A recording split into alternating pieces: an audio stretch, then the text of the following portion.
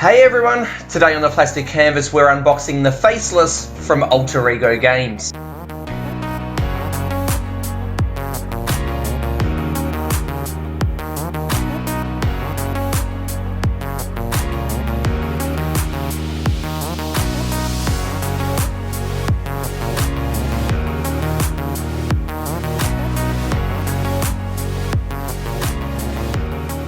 Hey everyone, Matt here from the Plastic Canvas and welcome to episode 1 in this Faceless series. Today we'll be lifting the lid and having a look at what comes in the game, and then in videos in the near future I'll be painting the minis that come in the box. Now, if you've been watching some Faceless videos from some different channels across YouTube, you might have already noticed that there is a different box art on the Kickstarter edition, which is what we've got, to the general retail version. Now, what you can see at the moment is a box sleeve, so this can be removed and then the box art is underneath. This I'm not really too keen on. I don't really like the artwork that's on this sleeve. I think just the black and white, I know the artwork just doesn't really do it for me. In the box, which you'll see when I lift the lid, are some sheets with glow-in-the-dark stickers on it that you then stick onto this, and then I guess when all the lights are turned off, it's going to glow. That might look pretty cool, but unless the lights are actually off, this is what you're looking at. So I'm not really sold on this, but I do really like the artwork underneath. So let's take the sleeve off and we'll have a look at the box art in the Kickstarter edition. Alright, so here's the actual box cover itself, and I'm still a bit undecided as to whether I like this one or the general retail version better. Here's the cover of the general retail version, and you can see this one, a little bit of a different theme sort of comes through. This one is a creepier, darker, maybe more adult sort of version. And then if we go back to the Kickstarter version, which is the one that we've got, you can see, brighter colours. I suppose this is probably the more family-friendly sort of look. Still creepy, but yeah, just a little bit probably lighter on the horror aspect, but really cool. Really like this one. So let's lift the lid and we'll have a look at what comes in the box. Alright, so the first thing that we see in the box is the Kickstarter exclusive, and these are the sheets that have the glow-in-the-dark stickers on them. So a lot of these go on the outside of the box sleeve to just take the place of the images, so that I guess when all of your lights are turned off, that'll glow. But there's also some that go on the different parts of the boards, just to help some of those parts come out. I suppose it would add to the theme if you're playing with the lights turned down. Cool idea. Haven't stuck them on yet, so I'll see how they end up looking when we've got them all stuck down.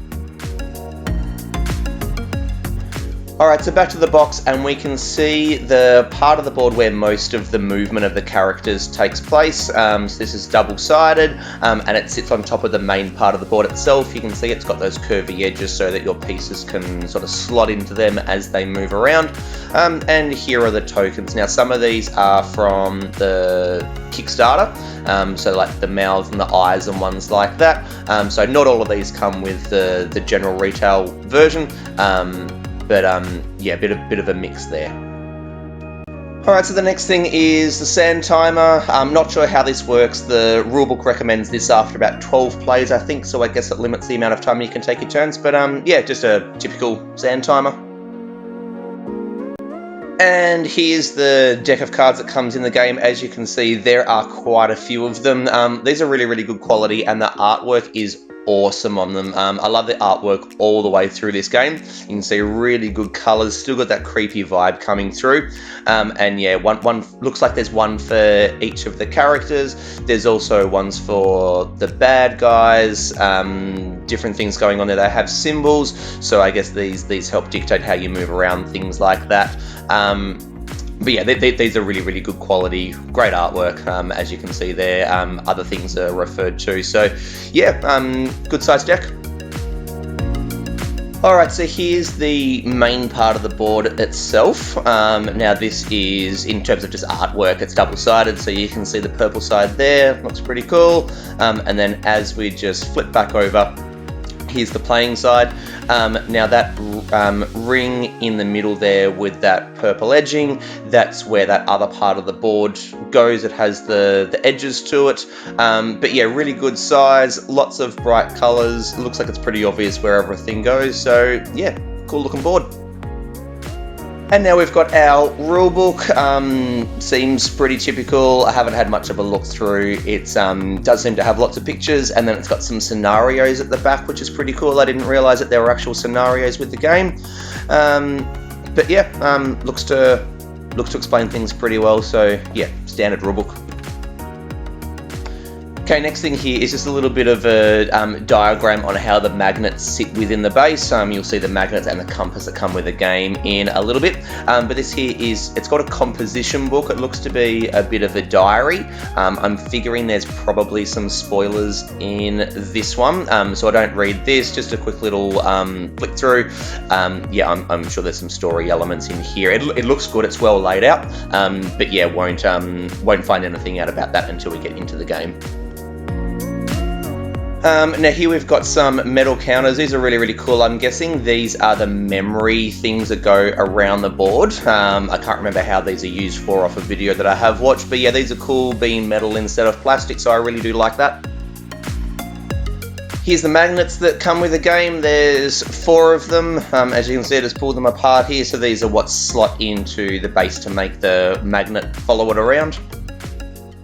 And then here's the compass itself. So this is one of the main gameplay elements. This dictates the directions in which characters move, and as you can see there, the magnets make it spin around, so that's a cool mechanic. Whether it actually works well within the game, not sure yet. We'll find out when we play it, but yeah, looks cool. And we've got 2 material bags here, black and a purple. No idea what these are for. Don't know why they need to be different colors, but yeah, looks good, good size. They feel like good quality.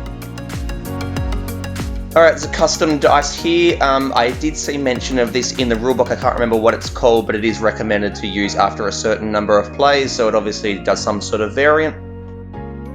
Alright, a few more pieces here. These kind of look like bottoms of bases, not too sure. This is a little rabbit looking token. I'm not sure what that's used for. Didn't see any mention of that.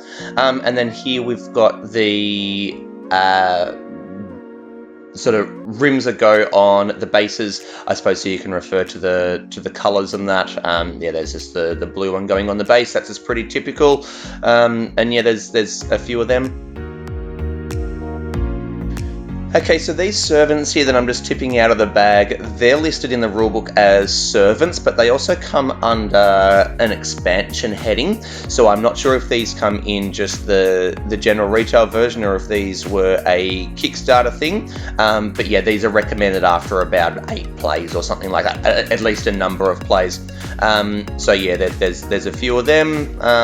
Not sure what they do, but yeah, they're listed as servants.